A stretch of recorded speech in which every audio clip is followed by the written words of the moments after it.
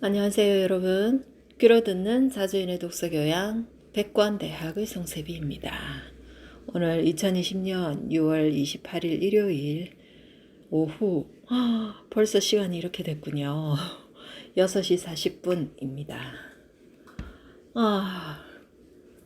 저 왜 그렇죠? 또 병을 얻은 것 같아요. 기침이 얼마나 나오는지. 아니, 저는 화학 제품 같은 거, 화학약 종류, 태생적으로 너무 싫어하거든요. 그래서 차에 놓는 그 방향제 이런 것도 정말 싫어하는데, 작년 그 송년회 때 받은 석고 모양의 그 조그만 캐릭터로 된 그 석고 방향제가 얼마나 마음에 드는지. 저 석고 좀 좋아하거든요. 저는 그 석고 자체만 생각하고 얘는 친환경적이다 이렇게 생각하고 방향제 액을 생각을 안 한 거예요. 그래서 그 당시에도 기침이 좀 많이 났었거든요. 그래서 뗐었는데 집 베란다에 한참을 놔뒀어요. 색깔 빠지면 그 캐릭터 자체는 제가 너무 좋아하는 스타일이기 때문에 다시 차에다 갖다 꽂을 거라고. 그래서 최근에 그런 거 같아서 꽂았단 말이에요. 제 코로는 전혀 이제 냄새는 다 빠지고 아무 느낌이 없었어요. 근데 제 딸이, 애가 좀 후각이 민감한가 봐요. 차에 타면 이 냄새 이러는 거예요. 무슨 냄새 난다 그래. 아무 냄새도 안 나는데.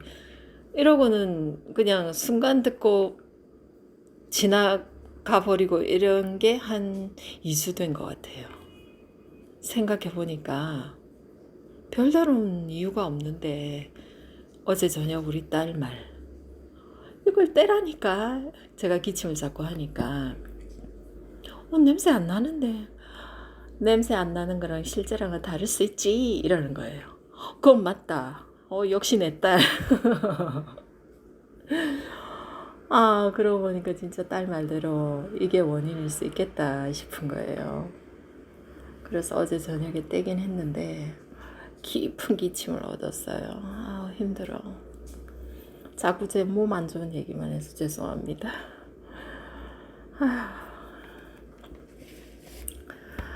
그렇습니다. 여러분, 더위에 건강관리 잘하세요. 맨날 내만 잘하면 되는데. 그렇죠. 제가 사는 아파트는 조금 연식이 많이 된 아파트예요. 저는 요즘 아파트 싫어합니다. 베란다가 없다는 것 너무 답답해요. 비록 주택에 가서 살지는 못할지언정 베란다는 있는, 그리고 이왕이면 전 사실 1층에 조금 높게 지어 올린 1층이 있는 그런 아파트의 1층에 살고 싶은데, 주택에 살고 싶은 그 마음의 대안으로서 그런 아파트에 살고 있는데, 방송에 한 번씩 윗집에서 세탁을 하면서 물이 떨어지는 소리라든지 맞은편 집에 현관문 쾅 닫는 소리라든지 아주 소리가 적나라하게 잘 들립니다. 제가 그게 딱 인지가 됐을 때는 지금까지는 스톱을 하고 다시 녹음을 해서 또 편집할 때는 그 부분 잘라 없애고 그렇게 했는데, 한 번씩 그런 게 들려도 그냥 정겹게 받아들여 주시기 바랍니다. 오늘은 오랜만에 낮에 책을 읽게 됐습니다. 여러분 뭐하고 지내시나요? 지금 저녁 시간이네요. 맛있는 식사 하시고 저는 책을 읽겠습니다. 오늘 읽어드릴 부분은 역시 3장, 29장, 30장, 1장 되겠습니다. 그러면 들어가 볼게요. 자주인의 독서교양 백권대학. 우리의 행복과 우리 민족의 통일 그리고 번성은 우리가 자주적인 교양과 역량을 갖추었을 때만 성취할 수가 있습니다. 백권대학 저자 김갑수. 29장 돌베개와 장정. 불로화 강변의 망국가. 불로화 영원히 마르지 않은 강이라는 뜻이다. 1944년 중국 관내 관동군 부대를 탈출한 조선 젊은이들은 이 강변에서 서양 노래에 가사를 붙인 애국가를 합창했다. 그들은 일본 군복을 벗어던지고 벌거벗은 몸으로 아침 햇살이 비치는 강물에 뛰어들었다. 2명의 젊은이와 2권의 책이 있다. 장준하와 김준엽, 그리고 돌베개와 장정이다. 두 젊은이의 나이는 각기 26세와 24세, 여름이었다. 그들은 주야장천 6,000리 길을 걸었다. 목적지는 대륙 서부의 충칭, 대한민국 임시정부. 격동의 현대사에서 우리가 겪은 2가지 시련을 든다면 제국주의의 침략과 군부 독재의 포갑이라고 할 수 있다. 그런데 장준하와 김준엽은 이 2 시련을 모두 회피하지 않고 살았다. 목 때문에 한 번씩 녹차 좀 마시면서 할게요.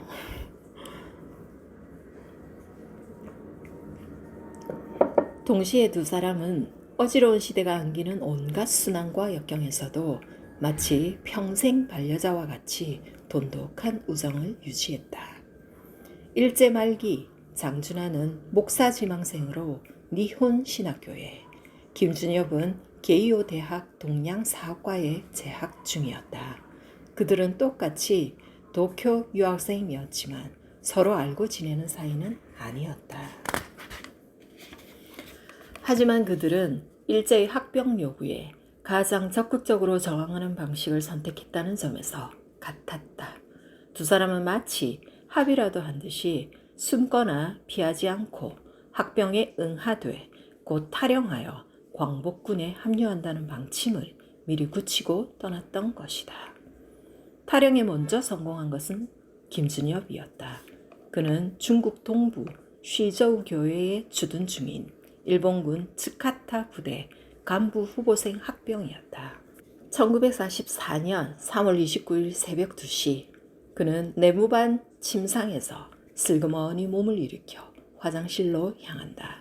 잠시 밖의 동정을 살핀 그는 어두운 목욕실 벽에 밀착해 있다가 도둑고양이처럼 몸을 움직여 병령을 둘러싸고 있는 성벽을 넘는다. 그의 배낭에는 실패했을 때 자결하기 위한 수류탄이 들어있었다. 환영 한국혁명지사. 강변에서 서성이던 그를 붙잡아 조사한 중국 군인은 붓과 벼루를 가져다 이렇게 썼다. 운 좋게도 그는 불과 탈출 4시간 만에 중국군 유격대원을 만남으로써 영광스러운 탈영학병 제1호가 될 수 있었다. 김준엽보다 5개월 뒤에 있었던 장준하의 탈영은 훨씬 어려운 과정을 겪는다. 3명의 동료 김영록, 홍석훈, 윤경빈과 함께 집단 탈영을 감행한 것도 어려움을 겪은 한 이유였다. 장준하가 배속된 곳 역시 쉬저우의 일본군 츠카타 부대였다. 그는 거사 직전에 고향집으로 성경구절이 담긴 편지를 붙였다. 나의 형제, 곧 골육의 친척을 위하여 내 자신이 저주를 받아 그리스도에게서 끊어질지라도 원하는 바로다. 로마서 9장 3절. 그는 학병 출정 전 신혼의 아내 김희숙에게 일러둔 말이 있었다. 그것은 집으로 보내는 내 편지 끝에 성경구절이 적혀 있거든 내가 일군에서 탈출한 것으로 알라는 말이었다. 1944년 7월 7일 일석점호가 끝난 9시 15분 장준하를 비롯한 4명의 학도병은 각자 츠카다 부대의 철조망을 넘는다. 인근 느티나무 아래서 만난 그들은 산속을 향해 무작정 줄다름을 쳤다. 어렵사리 산정을 넘은 그들 앞에는 난데없이 운하가 가로놓여 있었다. 하지만 다행히도 운하의 깊이는 사람 키 정도밖에는 되지 않았다. 운하를 건넌 그들은 젖은 몸으로 허허벌판을 달렸다. 나침반을 보려 해도 성냥이 젖어서 켜지지 않았다. 설상가상으로 엷은 구름이 끼어 있어서인지 북극성마저 잘 보이지 않았다. 그들은 쫓기는 노루처럼 공포 속에서 헐떡거렸다. 그들은 도로와 인가를 피해가며 조밭, 수수밭, 낙화생밭, 고구마밭 등을 고랑이며 두둑이며 가리지 않고 달렸다. 탈진과 허기는 그래도 견딜만 했다. 정말 무서운 것은 갈증이었다. 그들은 여명이 틀 때까지 걷거나 뛰었다. 그들이 다음 날 오후 수수밭에서 중국 공산군 계열의 팔로군을 만난 것은 거의 기적에 가까운 일이었다. 이후 중국군의 선처로 김준엽과 장준하 일행의 역사적인 첫 만남이 이루어진다. 김준엽은 회고록에서 당시 상황을 이렇게 전하고 있다.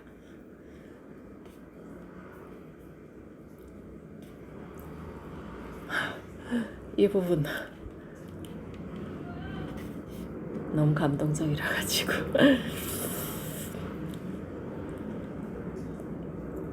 갑자기 마을 사람들이 왁자지껄 하는 소리가 들렸다. 마당으로 뛰어나가 보니 일본 군복 차림의 청년들이 있었는데 그 지성적인 얼굴과 느낌으로 대번 나는 나와 같은 한국의 학병일 것으로 단정했다. 한국 분들이시죠? 그렇다는 대답을 듣자마자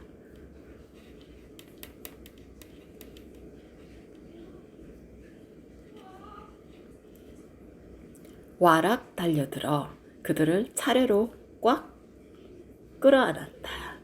나는 이때처럼 감격에 차고 희열에 넘친 일은 없었다. 나와 장준하 형과의 만남은 이때가 처음인데 이로부터 그와 나는 친형제 이상으로 가깝게 지냈으며 그가 1975년 8월에 별세할 때까지 연인처럼 일생고락을 함께하게 된다. 장정 1권 249쪽. 이번에는 장준하의 회고를 읽어보자. 이윽고 한 사람이 나타났다. 중국 군복을 입은 홍안의 미 청년이었다. 어쩐지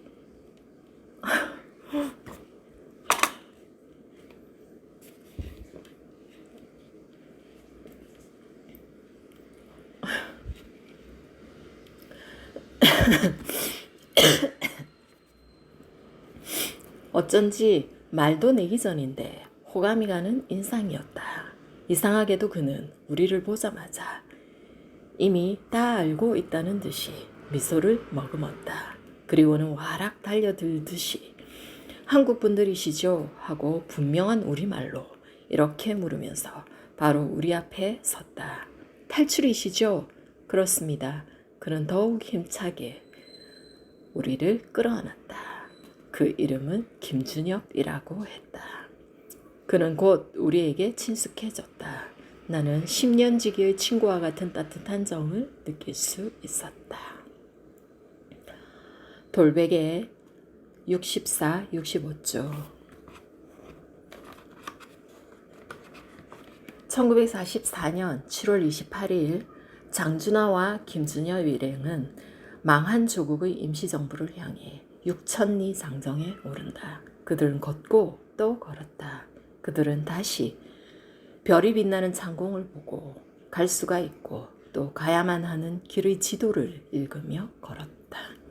그들은 중국 유격대의 안내를 받아 장사꾼으로 변장하기도 하고 벙어리 신용까지 해가며 온갖 기지와 담력으로 일본군 점령지를 여러 차례 돌파한 후 9월 10일 광복군 훈련반이 있던 린취안에 도달한다.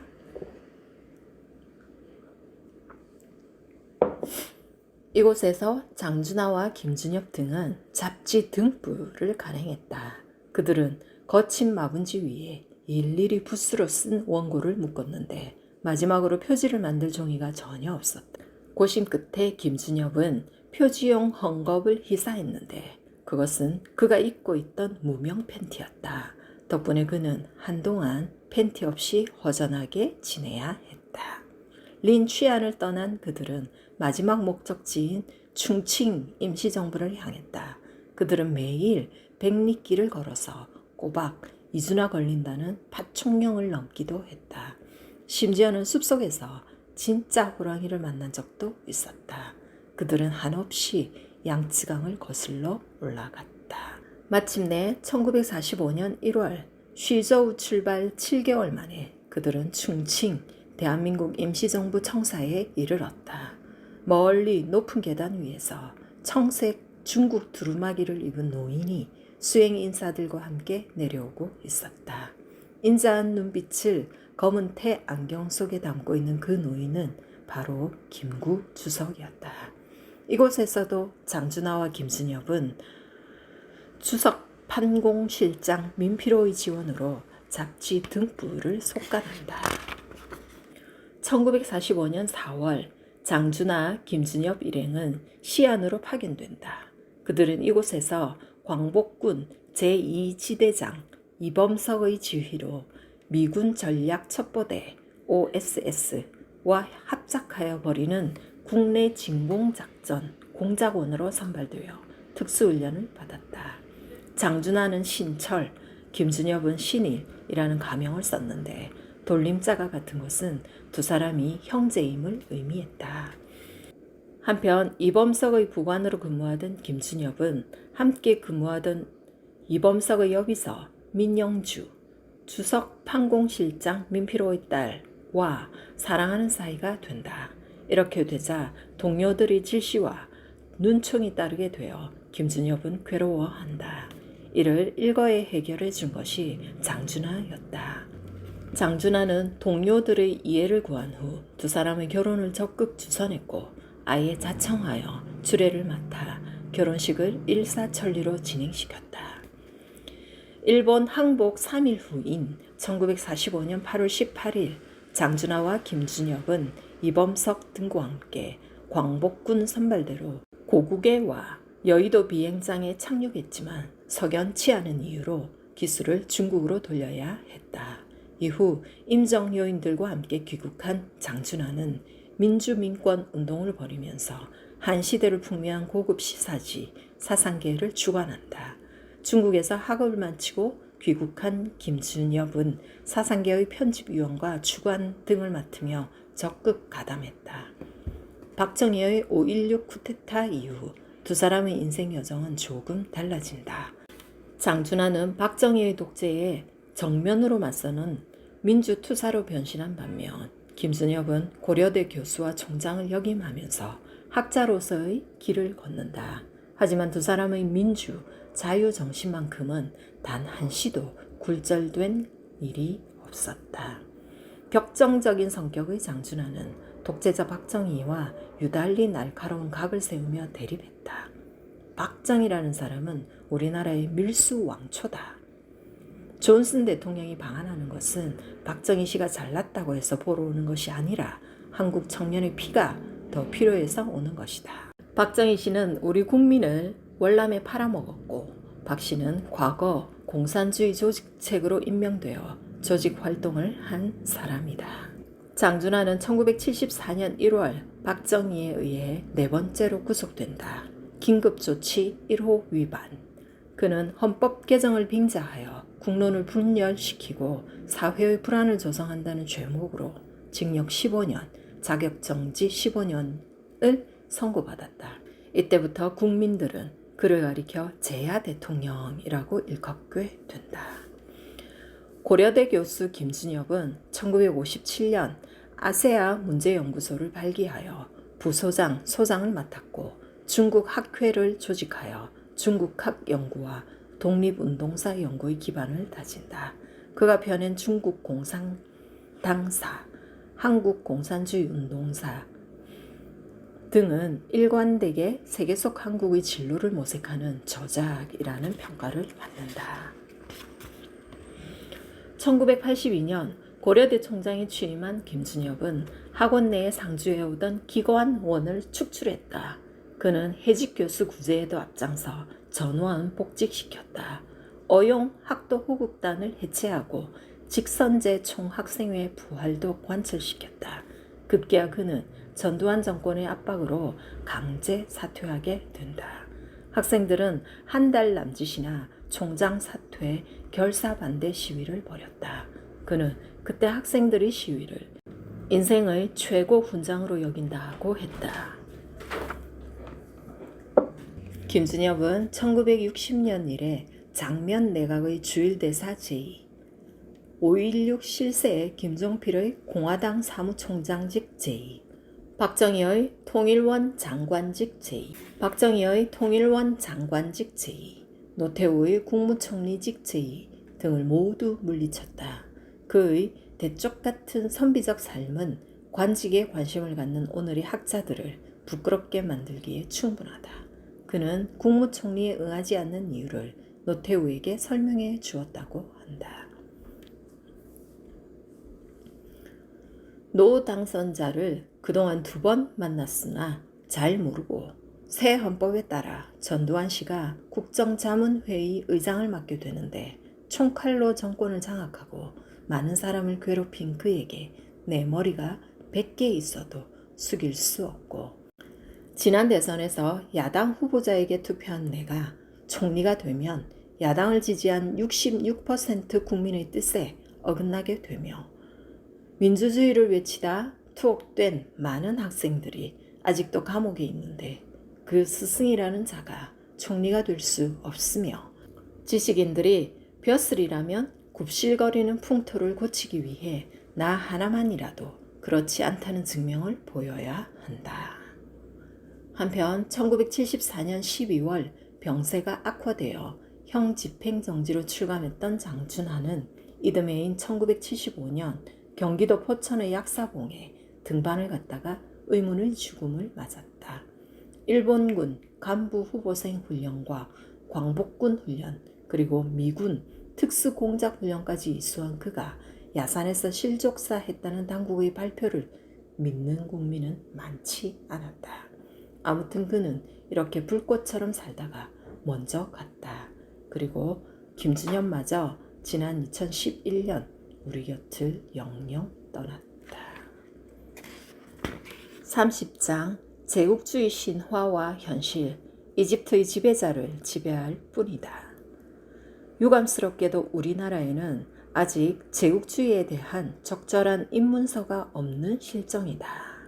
저자가 머리말에 담은 이 문장은 이 책의 성격을 단적으로 알려준다. 이 지적은 사실이다. 한국에는 제국주의에 대한 적절한 입문서가 없었으며 나로서는 그것이 이해되지 않을 만큼 유감스러웠다.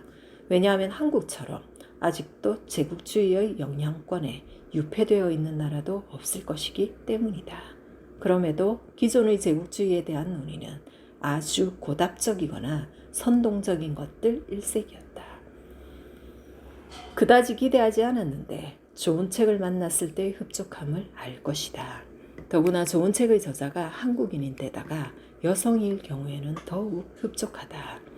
제국주의 신화와 현실의 저자 박지향은 전형적인 한국 기득권 지식인의 이력을 가지고 있다. 그는 서울대학교를 나와 미국에 가서 학위를 하고 돌아와 모교의 교수로 재직하고 있다. 오히려 이런 점 때문에 그의 책을 별로 기대하지 않을 수도 있다.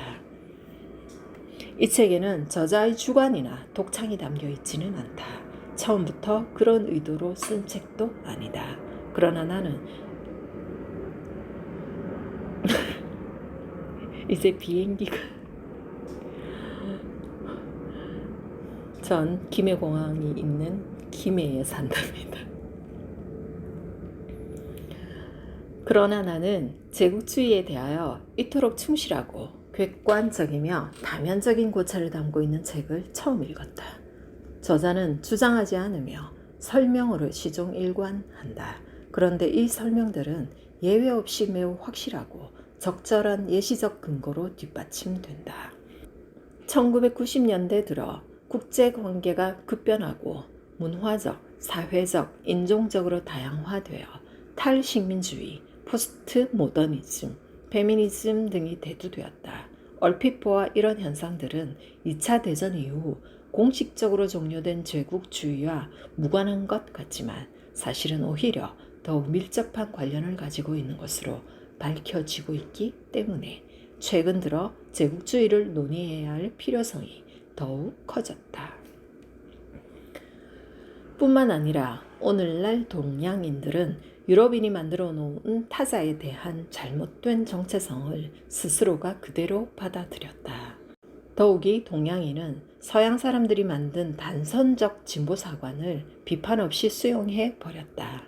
동양인들은 식민지 지배자들이 종속민과의 문화적 타협을 거부하고 그들 자신의 우월감과 지배해야만 하는 숙명을 확신하면서 여기에 문화적 우월감과 함께 인종적인 오만함까지 가세했음을 별로 문제 삼지 않는다.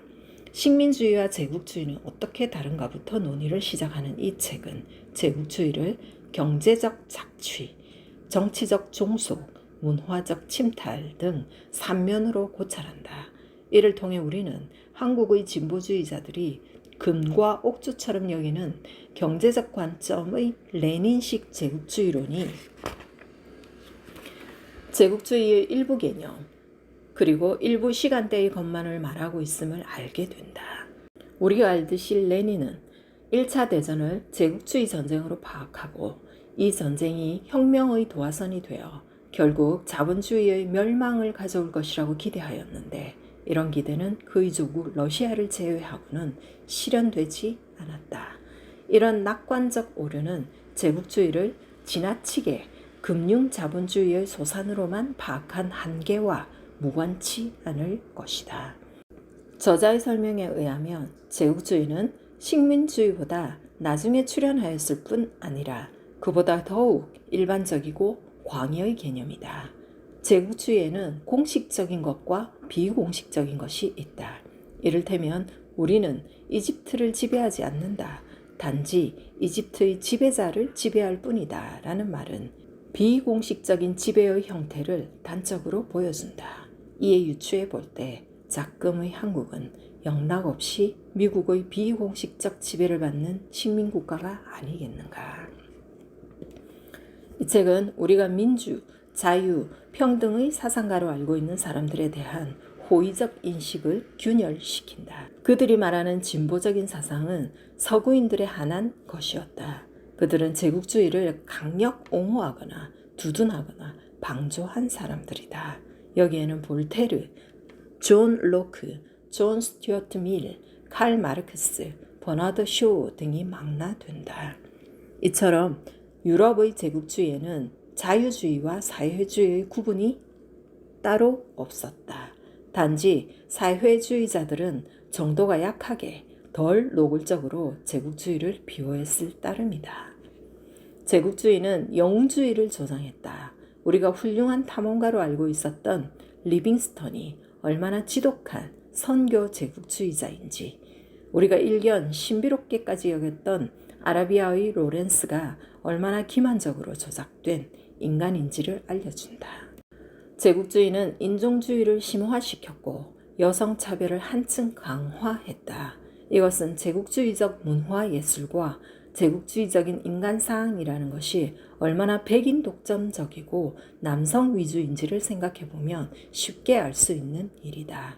한국에서는 여성차별을 조선시대의 유학 탓으로 돌리는데 제국주의가 안겨준 부정적인 것들을 식민모국의 전통 문화의 소산으로 전가하는 것 역시 제국주의의 한 단면이다. 이 책에서는 식민지 국가의 협력자에 대해서도 분석하고 있다. 여기에서 협력자란 우리로 치면 이른바 친일파에 해당한다. 제국에 협력하는 부류에는 세 가지가 있다. 이기적인 목적의 협력자, 근대적 계몽의 사명감을 가진 협력자, 그리고 그저 생각 없이 언제나 강자의 편에 서는 유형의 협력자가 있다는 것이다. 제국주의란 한마디로 말해 폭력적인 지배에 불과하다. 폭력의 행사에는 언제나 신식 무기가 위력을 발휘했다. 1888년 영국군은 20정의 맥심총을 가지고 1만 1000명의 수단인을 사살했다. 1899년 아프리카 서부 지역 차드에서 프랑스군 320명은 1만 2000명의 차드군을 물리쳤다. 1894년 조선에서는 공주 우금치에서 일본군 1개 대대가 4만 명의 동학군을 몰살했다. 끝으로 이 책은 공식적 제국의 종결이 탈식민이 아님은 이제 명백한 사실이라고 말한다.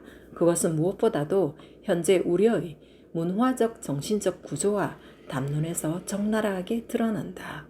아르헨티나는 150년간 스페인 제국으로부터 독립해 있었고 홍콩은 최근 영국으로부터 독립했지만 아르헨티나가 홍콩보다 더 탈식민적이라고 말할 수는 없다.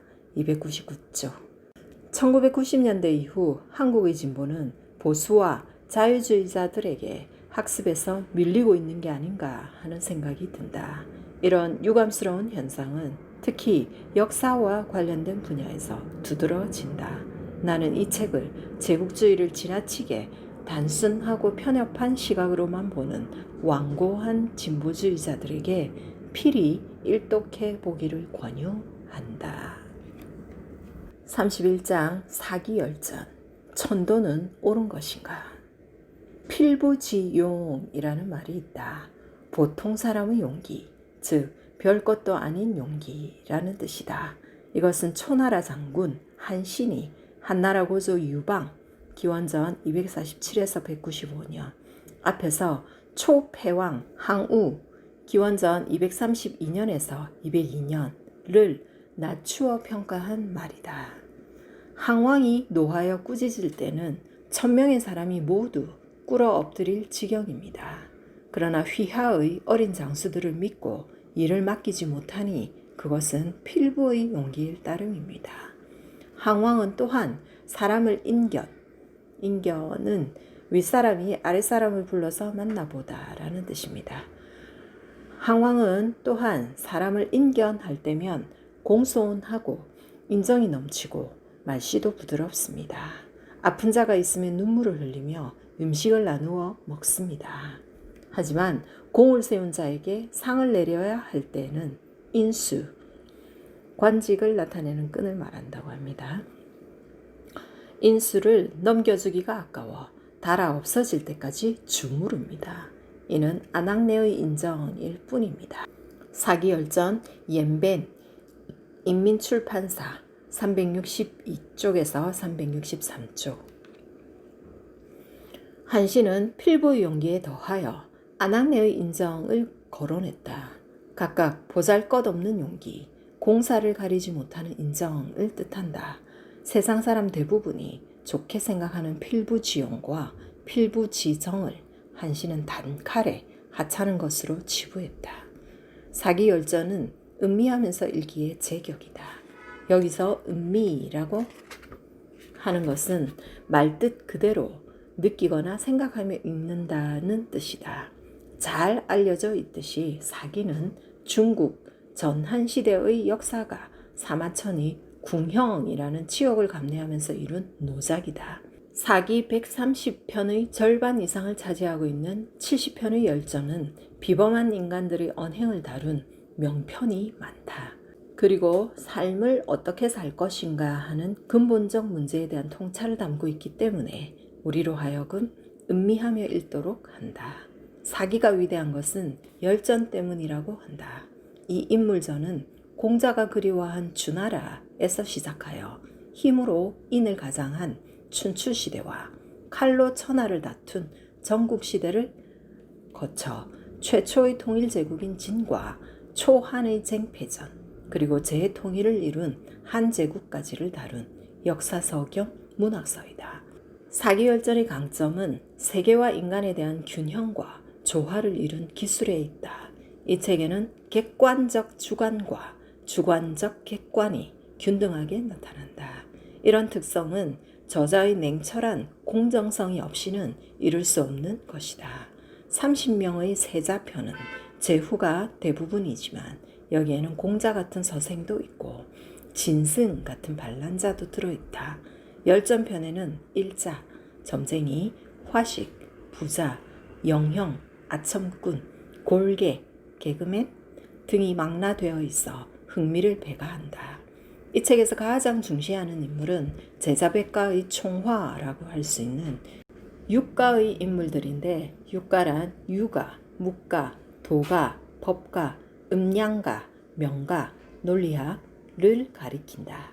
그의 문맥으로 보아 사마천의 시대 기원전 145에서 86년에는 유가와 묵가가 가장 우대를 받은 것 같다. 그런데 실제로 사마천이 가장 수준 높은 것으로 친 학파는 유가와 묵가가 아니다. 사마천은 내심 도가, 즉 노자와 장자를 유묵가보다 더 심오한 학파로 인식했다. 이 책에서 공자가 노자를 평가한 대목은 특히 유명하다. 용은 바람과 구름을 타고 하늘에 오른다고 하니 나로서는 그 실체를 알지 못한다. 나는 오늘 노자를 만났는데 그는 마치 용과 같아서 종잡을 수가 없었다. 11쪽. 노자의 학문이 깊다고 평가하는 사마천은 도가에 대해 음양가의 큰 법칙 속에서 유가와 묵가의 상점을 취하고 명가와 법가의 요점을 채택하여 시간과 사물의 변화에 따라 적절히 대응하게 한다고 극찬했다. 사기는 유명한 고사성어의 산실이기도 하다.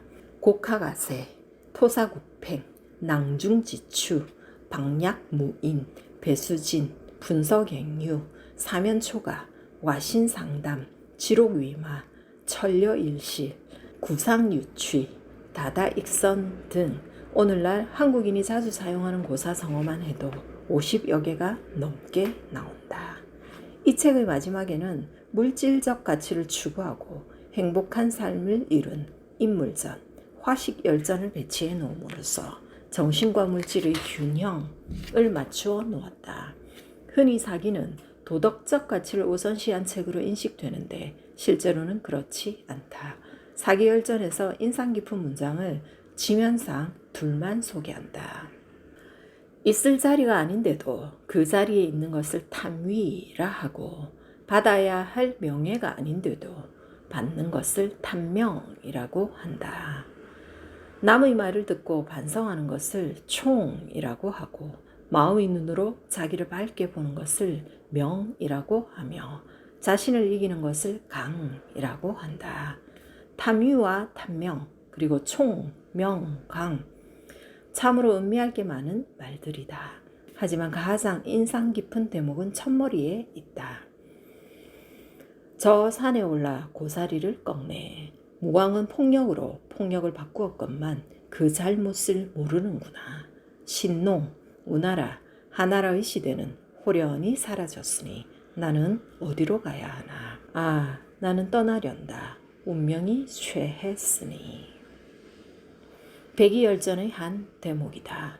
백이와 숙제는 상나라 제후국의 왕자들로서 주무왕이 상나라 마지막 왕인 주왕의 왕위를 찬탈하려고 하자 불충이라는 명분을 들어 반대했다. 그러나 끝내 무왕이 상을 치자 백이와 숙제는 명분이 어지러워진 혼탁한 세상과 타협할 수가 없었다. 그리하여 수양산으로 들어가 고사리를 캐 먹다 죽었다. 위 노래는 그들이 굶어 죽기 직전에 부른 것으로 도저한 결기의 정신세계를 표현한다. 이처럼 사기열전은 지고한 정신적 가치를 구현한 백이숙제편을 첫머리에 배치했다. 그리고는 이토록 높은 정신적 가치를 실천한 사람들의 삶이 비참하게 끝났음을 환기하면서 과연 천도란 옳은 것인가 그른 것인가를 절규하듯이 묻는다.